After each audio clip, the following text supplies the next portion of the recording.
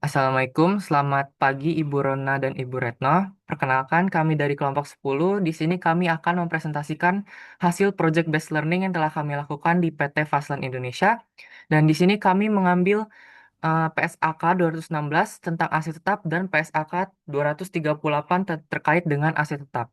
Sebelumnya perkenalkan saya Hans Konstantinli dengan 3 NPM terakhir 094. Perkenalkan, nama saya Della Gracia Pangaribuan dengan 3 NPM terakhir 099. Perkenalkan, nama saya Keisha Ale Putri Samiadi dengan 3 NPM terakhir 029. Perkenalkan, nama saya Sarana Faira dengan 3 NPM terakhir 115. Perkenalkan, nama saya Kayla Putri Davina dengan 3 NPM terakhir 101. Oke. Sebelumnya, saya akan memperkenalkan apa itu PT Faslan. PT Faslan Indonesia adalah perusahaan pengembangan dan penyewaan gudang industri yang berdiri sejak 2011 di Bandar Lampung dan mulai beroperasi komersial pada tahun 2012. Perusahaan ini telah membangun lebih dari 25 gudang di Sumatera dan Jawa. Kini beroperasi di dua kawasan logistik utama yaitu di Bandar Lampung dan di Palembang. Sahamnya tercatat di Bursa Efek Indonesia dengan kode VAST dan menjadikan salah satu pelopor warehouse developer asal Lampung yang go public. Salah satu klien besarnya adalah Indomaret, Ajinomoto, dan Ninja Express dengan tingkat okupansi gudang mencapai lebih dari 98% pada tahun 2024. Sekian presentasi dari saya. Untuk materi selanjutnya akan disampaikan oleh rekan saya. Baik, selanjutnya saya akan menjelaskan secara singkat mengenai teori PSAK 216 tentang aset tetap.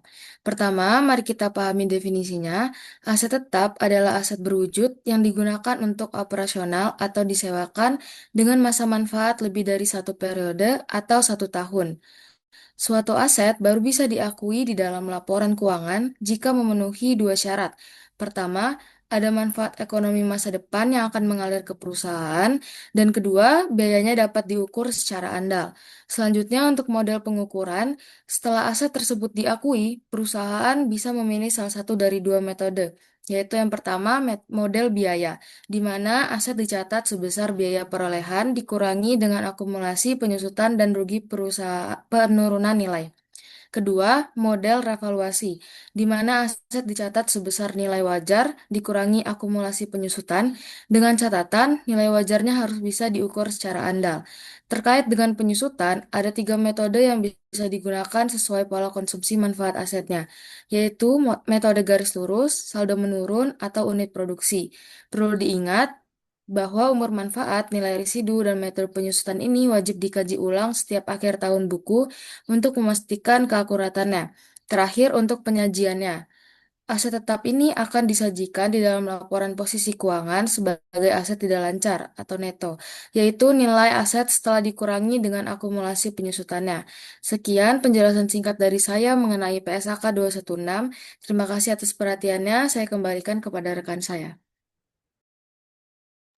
Oke, selanjutnya saya akan menjelaskan tentang teori PSAK 238 mengenai aset tak berwujud.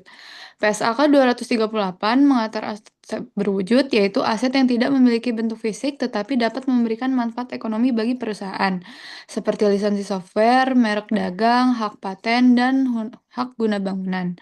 Aset tak berwujud dapat diakui jika manfaat ekonominya di masa depan kemungkinan besar, atau dapat diukur secara andal.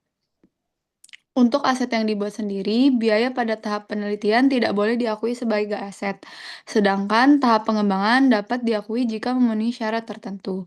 Setelah diakui, aset dapat diukur menggunakan model biaya atau model revaluasi. Jika umur manfaatnya terbatas, aset harus diamortisasi. Jika umur manfaatnya tidak terbatas, aset tidak diamortisasi, tetapi harus diuji penurunan nilainya setiap tahun. Dalam laporan keuangan, perusahaan juga perlu mengungkapkan metode amortisasi, perubahan nilai tercatat, dan informasi mengenai umur manfaat aset tersebut. Sekian dari saya mengenai penjelasan teori PSAK 238. Saya kembalikan ke rekan saya. Baik, selanjutnya saya akan membahas mengenai penerapan PSAK 216 pada PT Faslen. Selain properti investasi, Faslen juga memiliki aset tetap operasional berupa kendaraan, mesin, dan peralatan, serta inventaris kantor yang dicatat menggunakan PSAK 216 dengan model biaya dan metode penyusutan garis lurus.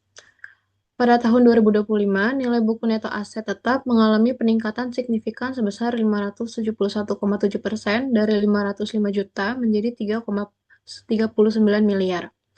Peningkatan ini sebagian besar bersumber dari konstruksi dalam penyelesaian senilai 2,74 miliar, yakni pembangunan gudang baru di Jambi, yang per 31 Desember 2025 telah mencapai progres 80,2% dan ditargetkan selesai pada Februari 2026.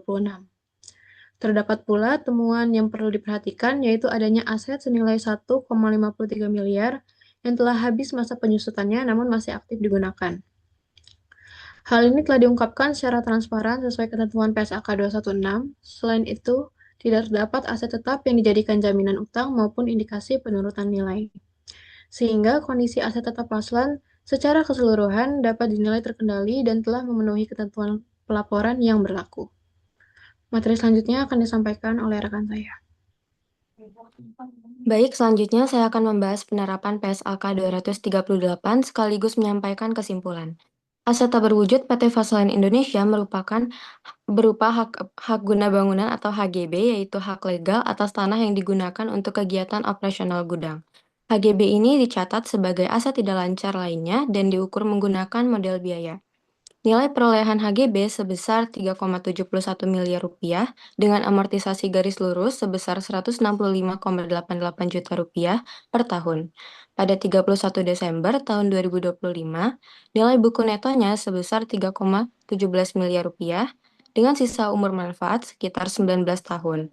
Berdasarkan analisis kami, perlakuan akuntansi ini sudah sesuai dengan PSAK 238, mulai dari pengakuan, pengukuran, amortisasi, hingga pengungkapannya. Menutup presentasi ini dapat kami simpulkan bahwa penerapan PSAK 216 dan PSAK 238 pada PT Faslen Indonesia (TBK) telah dilakukan sesuai dengan standar akuntansi yang berlaku.